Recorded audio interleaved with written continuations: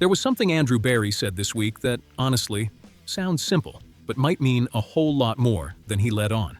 Because when the Browns GM says it's possible to add a quarterback, he's not just talking about the draft. He's leaving the door wide open for a situation Cleveland fans know all too well: uncertainty at the most important position on the field. And if you really think about it, this shouldn't even be a topic right now. But it is. Let's set the right context here. Right now, officially, the Browns' QB room revolves around three names: Deshaun Watson, Shedeur Sanders, and Dillon Gabriel. But in reality, none of those guys screams, "We're good, no worries."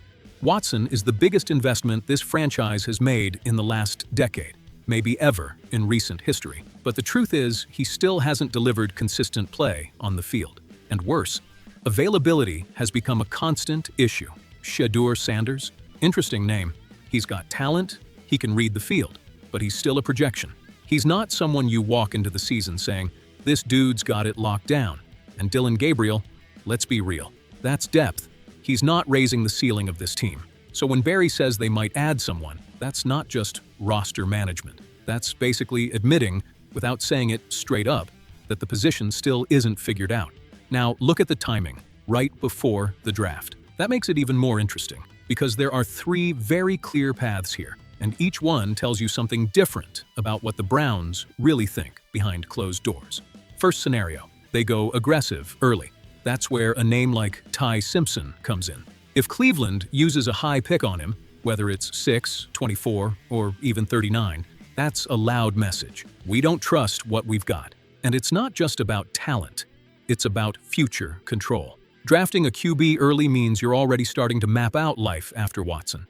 And that has financial, strategic, even locker room and front office politics written all over it. But let's be honest, that scenario feels unlikely right now. Not because the need isn't there, it absolutely is, but because the roster still has bigger holes. O-line, secondary, depth at key spots. This team isn't exactly in a position to burn a high pick on a developmental QB. Second scenario, the quiet move, and this one feels very Andrew Barry Browns. Sit back, let the board fall, let the big names go, and then grab a QB late. And this draft has an interesting wrinkle. Several quarterbacks whose stock dropped because of 2025. Garrett Nussmeier, Cade Klubnik, Drew Aller. These were guys getting first-round buzz not too long ago. Now, they're in limbo. And for an analytical front office like Cleveland's, that's opportunity. You grab a guy who was once highly valued, pay cheap, and let him develop in your system with no pressure. If it hits, you've got a valuable asset. If it doesn't, low cost, no big deal. That fits exactly how Barry likes to build a roster. Third scenario, a move outside the draft. And this is where it gets really interesting. A trade. The name floating around is Anthony Richardson. And look, this is way more complicated than just bring in another QB. Because Richardson is basically the opposite of Watson right now. He's physical, explosive, high upside, but raw. And he's got injury history too. So you're not solving the problem. You're just changing the type of bet you're making. Now the question becomes, do the Browns want stability or upside? Because bringing in Richardson means more risk for a higher ceiling. But Barry already dropped a hint. He said that kind of move is less likely. And in GM speak, that usually means it only happens if the price is right. Now here's something a lot of people are missing. What he said about 2027. There's this growing narrative that the Browns are waiting for a stronger QB class down the line.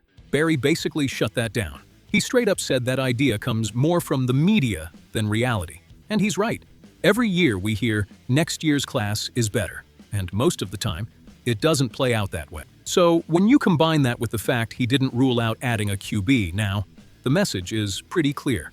Cleveland isn't comfortable just waiting. They're ready to move, if the right opportunity shows up. Now here's my take, plain and simple. It makes sense, but it depends a lot on how they do it. If the Browns spend a high pick on a quarterback right now, I think that's jumping the gun. Not because they don't need one, they do, but because the roster isn't ready for that kind of move. But if we're talking a late-round flyer or a low-risk trade, now I'm in. Because you create competition. You add another variable. And, most importantly, you're not putting all your eggs in the Watson basket. After the past few years, that should be priority number one. Best case scenario, you hit on a late-round QB or bring in someone cheap who develops, and suddenly You've got real options heading into 2025, 2026. No panic moves needed down the line. Worst case? You keep betting on Watson, he doesn't deliver, and you're heading into next offseason, right back in the same mess. And that's when you're forced to make a big, desperate move. So at the end of the day, what Barry said isn't just generic GM talk. It's strategic. It keeps every option on the table. And at the same time, it sends a quiet message. Nobody in that building is fully comfortable with the QB situation. And honestly, after everything we've seen, can you blame them? Now I want to hear from you, Dog Pound. Do you want the Browns to go get a quarterback now, even if it's a gamble, or ride it out with what we've got? Because like it or not, this decision might shape the next few years of this franchise.